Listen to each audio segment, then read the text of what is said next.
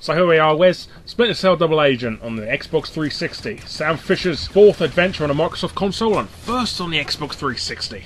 In Splinter Cell Double Agent, Sam's a bit down in the dumps really, isn't he? He is.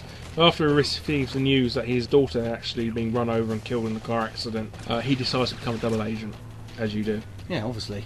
Well, if you're going to infiltrate something, I guess you're going to infiltrate a terrorist group. Being a double agent, you can help bring them down.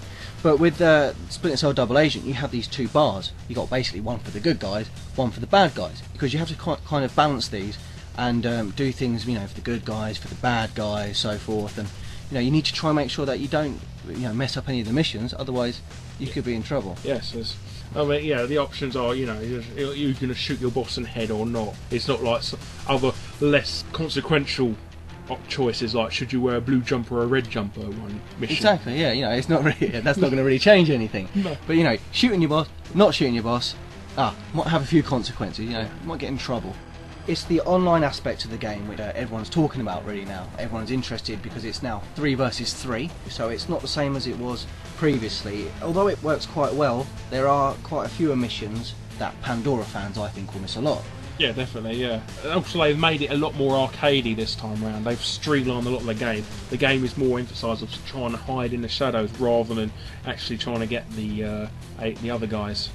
Yeah, mercenaries. Yeah, definitely. I mean, there's not so much emphasis on you know, trying to attack the mercs kind of thing like there was before.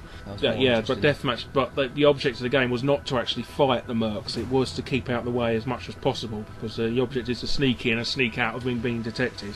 But since they've actually emphasised that far more on this game. Wish it was like that before, but now it's taken away some of the things that I think the previous fans would have loved a lot. Although I think the 3 versus 3 works quite well. Yes, great. The maps are a lot more bigger. They're not so claustrophobic as before, which I kind of miss sometimes because I like the fact that some of the maps are kind of small, and the trick was getting past these guys in such a small space.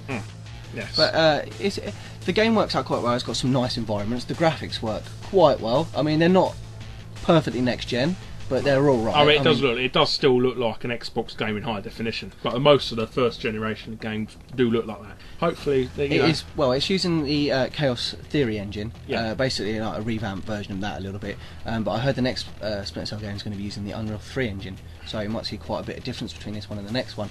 But overall, the online mode's quite good, especially if you're a newcomer to the game. It's fantastic. If you're a newcomer to the series, then chances are you're going to enjoy that a lot more than you would have on Pandora.